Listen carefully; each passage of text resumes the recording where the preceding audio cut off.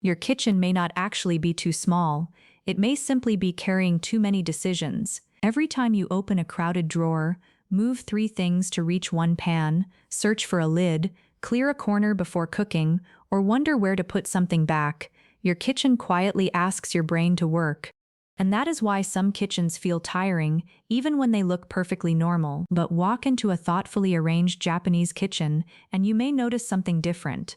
It is not necessarily larger. It may not have expensive storage. It may not even look impressive. Yet somehow, cooking feels easier. Cleaning feels lighter. The room feels calmer. The difference is not one clever organizer or one cleaning trick. It comes from a completely different relationship with space. And one of these 7 habits is so simple that once you understand it, you may never organize your kitchen the same way again. 1. Stop organizing around objects. Organize around actions. Most kitchens are organized according to categories. Plates go with plates, glasses go with glasses. Spices go together. Cooking tools sit in another drawer. Cleaning products disappear under the sink. That sounds logical, but there is another way to think. Instead of asking, where should this object live, ask, where do I actually use this object? That small change can completely transform how a kitchen functions. Think about making tea in the morning. You reach for a kettle, a cup, tea, perhaps sugar or honey, and a spoon. If those 5 things live in 5 different places, making one simple drink requires movement across the entire kitchen. The problem is not that your kitchen is disorganized. The problem is that it is organized around objects instead of behavior. A calmer kitchen reduces unnecessary movement. The things used together should, whenever possible, live near each other. Your chopping board should make sense near the place where you prepare food. The cooking oil you use every evening does not need to be stored behind ingredients you touch once a month. Your everyday bowls should not require reaching around special serving dishes you almost never use. This is where many small kitchens become surprisingly efficient. They do not need more space. They need better relationships between things. Look at your kitchen as a sequence of actions. You enter. You wash something, you prepare ingredients, you cook, you serve, you clean. Now ask yourself whether the placement of your belongings supports that sequence or constantly interrupts it. If you repeatedly walk from one side of the kitchen to the other to complete one basic task, something may be living in the wrong place. If you have to open 2 cabinets and 1 drawer just to prepare breakfast, your kitchen may be making a simple routine unnecessarily complicated. This does not mean everything needs to be perfectly arranged. It means your most common actions should become almost automatic. Imagine preparing vegetables. The knife is close to the preparation area. The board is nearby. The bowl you use for scraps is within reach. The pan you normally cook with is easy to access. Nothing dramatic has happened. You have simply removed tiny interruptions, but tiny interruptions matter. 1 unnecessary movement is nothing. 20 unnecessary movements every evening slowly turn cooking into friction. And friction is one reason people begin leaving things out. You leave the oil on the counter because putting it away is inconvenient. You leave the cutting board against the wall because reaching its official storage location is annoying. You leave mugs beside the kettle because the cabinet is across the room. When items repeatedly refuse to return to their assigned places, do not immediately blame yourself for being messy. Sometimes the location is wrong. A good kitchen should make the correct action easier than the messy action. That is the deeper rule. Do not create a kitchen that looks organized when nobody is using it. Create one that remains organized while real life is happening. Today, notice one routine you perform every day. Maybe it is breakfast. Maybe it is making coffee. Maybe it is preparing dinner. Follow your own movement. Where do you reach? Where do you turn? Where do you unnecessarily walk? Then bring the things belonging to that routine closer together. You are not decorating. You are removing friction. And when friction disappears, order becomes much easier to maintain. 2. Protect your working space like valuable real estate. In a small kitchen, the most valuable area is often not inside the cabinet. It is the empty surface where nothing is stored. That sounds strange because empty space can feel wasted. A bare section of countertop may make you think, I could put something here. A tray, a fruit basket, a decorative jar, an appliance, a collection of cooking oils. And little by little, usable workspace disappears. Then dinner begins. You need somewhere to place vegetables, so you move the fruit basket. You need space for the board, so you push the toaster backward. You open a package, and now the remaining corner disappears. Before you have even started cooking, you have already cleaned your workspace once.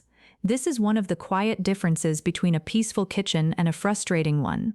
A peaceful kitchen protects room for activity. Think of your countertop as a stage. The stage should be ready for whatever needs to happen next. It does not need to permanently display everything you own. A useful object can still be unnecessary on the countertop. The question is not, do I use this? The better question is, does this need to live here all day? You may use your blender 3 times a week. That does not automatically mean it deserves permanent countertop space. You may use 6 different spices regularly. That does not mean 6 containers need to remain beside the stove at all times. When surfaces become storage, the kitchen begins feeling smaller than it actually is. And visually, the effect is immediate. Your eyes do not see 10 harmless objects. They see 10 separate shapes, labels, colors, handles, cords, lids, and containers competing for attention. That visual activity creates a subtle sense that something is unfinished. This is why a nearly clear surface can change the feeling of the entire room even when nothing else changes. The room suddenly looks larger. Cleaning becomes faster because you can wipe one continuous surface instead of lifting objects one by one. Preparation becomes easier because space already exists when you need it. Most importantly, the kitchen feels ready. That feeling matters. A kitchen that is constantly full tells you, before you begin, deal with me. A kitchen with breathing room says, you can begin. Try thinking in terms of permanent residents and temporary visitors. A permanent resident earns its place because it is used constantly, is difficult to store, or genuinely improves the way you work. Everything else can visit the counter when needed and leave when the task is finished. This does not require an empty showroom kitchen. A kettle may remain, perhaps one knife block makes sense. Maybe you keep one small container of utensils near the stove. The goal is not emptiness for the sake of appearance. The goal is preserving enough open surface that normal life can happen without rearranging the room first. And here is a useful test. Tomorrow, before cooking, notice whether you have to move anything that is not part of the meal you are preparing. If you do, ask whether that object truly needs to live there. A few decisions like this can recover more usable space than buying another cabinet organizer ever could. Because sometimes the best storage solution is simply refusing to turn every open surface into storage. 3. Give your kitchen a capacity, not just a storage system. There is a dangerous idea hidden inside modern organization. If something fits, we assume there is room for it. But fitting and belonging are not the same thing. You can fit another mug into a crowded shelf. You can squeeze one more pan under the others. You can stack another container above the existing pile. Technically, everything fits. But now removing one item disturbs 5 others. Putting something back requires arranging the stack again, and every ordinary action becomes slightly harder. A Japanese minimalist mindset introduces a useful boundary. Every area has a natural capacity. A drawer does not need to be filled until nothing else can enter. A shelf does not need to use every centimeter. A cupboard does not become more successful because it holds the maximum possible number of objects. In fact, the opposite may be true. A good storage area gives your hands room to move. You should be able to remove one item without performing a puzzle. You should be able to see what you own. You should be able to put something back without rearranging everything around it. That means empty space inside a cabinet is not wasted space, it is functional space. Think about a drawer filled tightly with utensils. The moment you need one item at the bottom, everything shifts. Something catches, something becomes stuck. You finally find what you need, and afterward you drop everything back inside because arranging it properly takes too much time. The drawer becomes messy again not because you lack discipline, but because the system is operating beyond its comfortable capacity. Now imagine the same drawer containing only what fits without pressure. You open it, you see everything. You take one item, you return it. Nothing collapses. That simplicity is valuable. This principle becomes especially important in small homes because we often respond to limited space by compressing more into it. But the tighter we compress, the harder the space becomes to use. Eventually, storage starts controlling us instead of serving us. Give each zone a boundary: one shelf for everyday glasses, one area for food containers, one drawer for cooking tools, one section for pans. Then make a rule: when that space reaches comfortable capacity, the answer is not automatically to find another location. First, examine what is already there. Do you need all 9 mugs? Do you use every food container? Are 3 frying pans performing 3 genuinely different jobs? Is that appliance worth the space it occupies? You do not need to reduce everything to an extreme number. There is no magical minimalist number of bowls, spoons, or pans. Your kitchen should reflect your household. A family of 5 naturally needs something different from one person living alone. The important idea is intentional capacity. Your possessions should fit your space without forcing your space to struggle. This also creates an unexpected advantage when you shop. Suppose you see a beautiful new cup. Instead of asking only whether you like it, you now have another question. Where will it live? And is there comfortable room for it? If the cup has no home, bringing it home creates a new problem. That small pause protects the kitchen from slow accumulation because clutter rarely arrives as clutter. It arrives as one attractive object at a time. One sale, one gift, one gadget, one "maybe this will be useful." Months later, the cabinet becomes difficult to close. Capacity gives you a boundary before that happens. It says, this kitchen is allowed to have enough, not as much as we can squeeze into it. Enough. And enough is one of the most peaceful words you can bring into a small home. 4.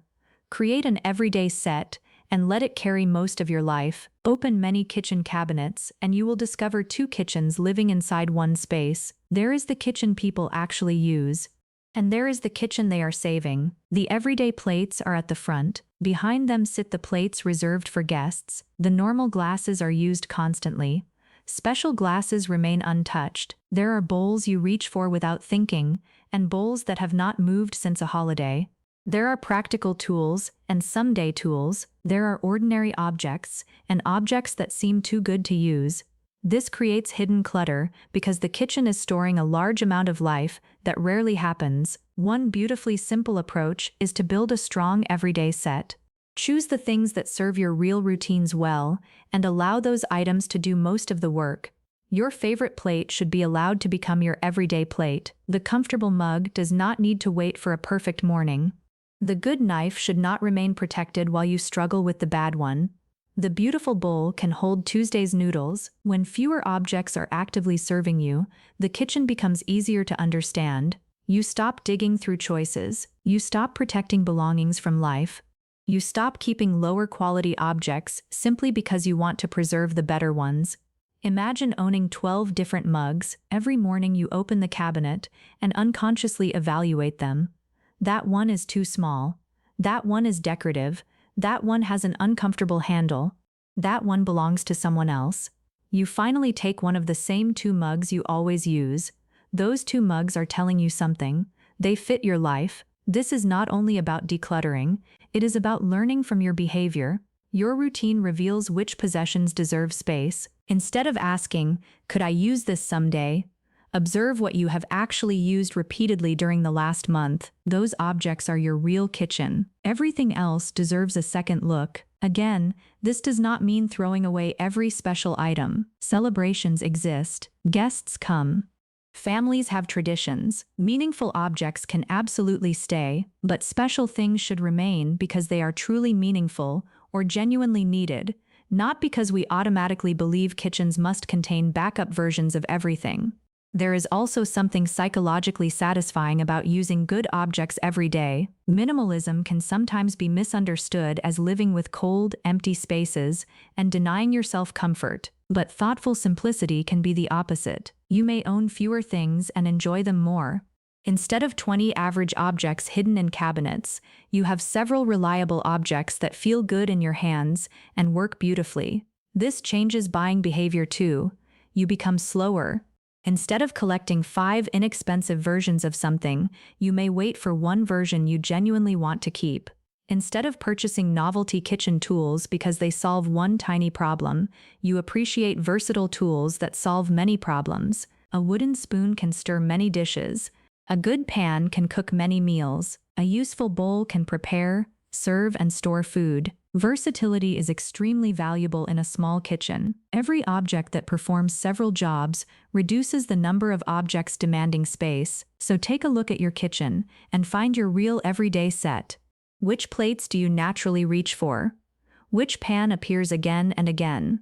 Which knife feels right? Which container size actually works for your leftovers? Which cup do you choose when nobody is watching? Those repeated choices are telling you how your kitchen should be designed.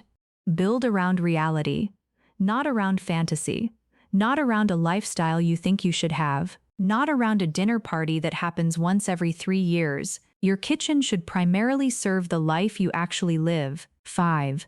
Finish tiny tasks before they become kitchen problems. A peaceful kitchen is not created only during a major cleaning session.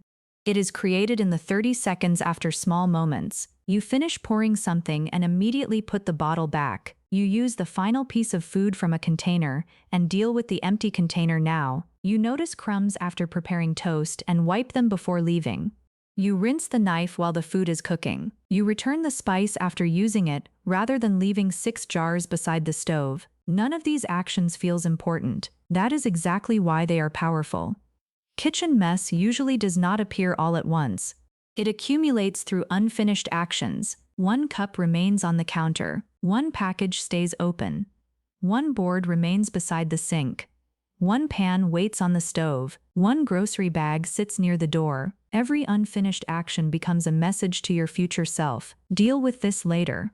And later eventually arrives carrying 15 messages. That is when the kitchen suddenly feels overwhelming. You look around and think, I need to clean everything. But you do not actually have one giant cleaning job. You have many tiny unfinished jobs that met each other.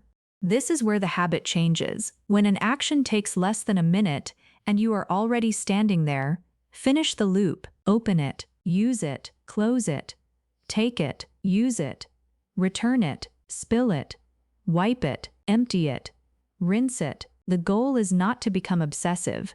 You do not need to interrupt dinner every 30 seconds to make the room perfect. You are simply preventing easy tasks from becoming harder tasks. Food splatter is easier to wipe before it dries. A pan is easier to rinse before residue hardens.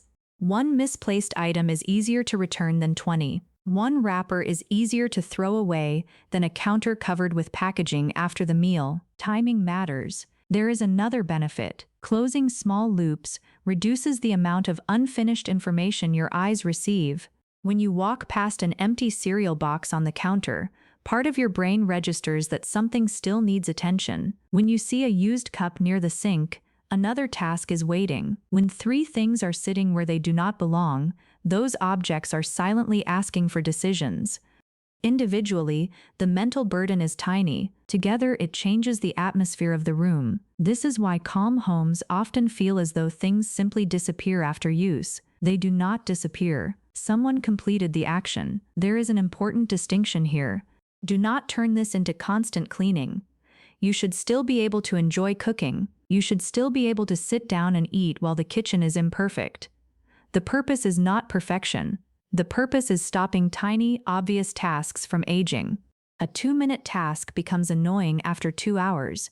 After 2 days, it becomes clutter. After a week, it becomes part of the room. Then you stop noticing it until the entire kitchen feels heavy. So when you leave the kitchen after making something today, ask one question. What am I leaving unfinished? Maybe there is only one thing. Finish that one thing. You will be surprised by how often peace is protected through actions that take less than 60 seconds. 6. Reduce visual noise before you reduce possessions. Sometimes a kitchen contains a perfectly reasonable number of items and still feels cluttered. The problem may not be quantity. It may be visual noise. Imagine a small counter containing bottles with 5 different label colors, transparent packaging, several branded boxes, loose plastic bags, patterned towels, appliances with visible cables, notes attached to the refrigerator, and utensils standing in multiple containers. Nothing is necessarily wrong, but the eye has nowhere to rest, A visually calm Japanese-inspired kitchen often reduces the number of competing signals. This does not require buying matching containers or replacing your entire kitchen with beige products. In fact, buying dozens of new storage items can create more clutter. Start with what costs nothing. Hide packaging that does not need to remain visible. Fold reusable bags instead of letting them spread across a shelf. Group similar small items instead of scattering them. Keep only the notes currently needed on the refrigerator. Coil or position cables neatly where possible. Choose one place for towels, instead of hanging them from every available handle. Keep frequently used items together, rather than creating many separate little displays. The reason this works is simple. Your eyes process boundaries. 10 scattered objects look like 10 separate pieces of information. Those same 10 objects contained neatly in one defined zone may visually register as one group. This is why grouping matters. Think about spices. If bottles appear in 3 different parts of the kitchen, they create 3 zones of visual activity. Bring them into one clear location, and the room immediately feels more intentional. The same can happen with oils, utensils, cleaning cloths, lunch containers, or tea supplies. Containment creates visual order even before you remove anything. Another source of visual noise is leaving incomplete categories visible. One water bottle on the counter, another near the sink, one lid beside the stove, 2 containers on top of the refrigerator. A grocery item waiting beside the microwave. The kitchen begins to look temporary, as though everything is in the middle of being moved. A peaceful space tends to make categories feel complete. Food belongs somewhere, dishes belong somewhere, cleaning tools belong somewhere. Waste belongs somewhere. Temporary objects should not become permanent scenery. You can also use negative space intentionally. If one shelf has several beautiful objects, allow another area to remain quiet. If the refrigerator contains reminders, avoid covering every inch. If the countertop holds an appliance, you may not need decorations beside it. Balance allows the eye to settle, and here is the important part. Visual simplicity often produces emotional simplicity before you have physically decluttered much at all. That makes this an excellent starting point for someone who feels overwhelmed by minimalism. You do not need to decide today whether to keep every bowl. You do not need to empty every cabinet. Just calm what you can see. Choose one small area, perhaps the space around your stove. Remove everything that belongs somewhere else. Group what remains. Reduce unnecessary packaging. Straighten the items you genuinely use. Then stop. Look at the difference. One quiet corner changes how the whole kitchen feels. And once you experience that calm, you become more sensitive to what deserves to stay visible. That sensitivity makes future decluttering easier. You stop asking only, "Can I put this somewhere?" You begin asking, "What kind of feeling does this space create when I leave this here?" That is a much more powerful question. 7. Close the kitchen every night instead of cleaning it tomorrow. Now we arrive at the habit that ties everything together. Imagine 2 mornings. In the first, you walk into the kitchen and immediately meet last night. There are dishes waiting. A pan is still on the stove. A cup sits on the counter. Food packaging remains near the preparation area. You have not even started your day, but yesterday is already asking something from you. In the second morning, you enter and the room feels neutral. Not perfect, not sparkling. Just ready. The sink is usable. The main counter is open. Items are roughly where they belong. There is nothing urgent waiting for you. That difference can change the feeling of the entire morning. The Japanese-inspired habit is to think of the kitchen as something you close at the end of the day, not deep clean, close. Those are very different ideas. Deep cleaning sounds exhausting. Closing simply means returning the room to a usable starting position. Restaurants understand this idea well. A kitchen cannot simply stop when the final meal is served. It must be prepared for the next opening. Your home kitchen can use a gentler version of the same principle. Before the day ends, create a closing sequence. Do not make it complicated. First, make the sink functional. This does not always mean every dish must be perfectly dried and stored, but tomorrow morning should not begin with a sink that cannot be used. Second, restore your primary work surface. Move away anything that does not need to remain overnight. Third, return wandering objects to their zones.